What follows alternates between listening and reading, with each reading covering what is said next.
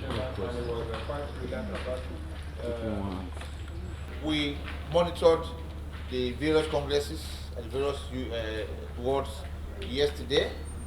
I was satisfied with the outcome, satisfied with the conduct, both in behavior and enthusiasm of the members of the party to ensure that the party that has a marriage recently is smooth now and fortune ahead. What we can say is that we'll come to a united house, ready to move forward under the able leadership of the governor, His Excellency Dr. Mgbeke, and the party is well organized. The quality of members of the Executive Committee can tell you that the party is in good hands. On Saturday, this committee will again supervise the conduct of LGA congresses in the 17 local governments.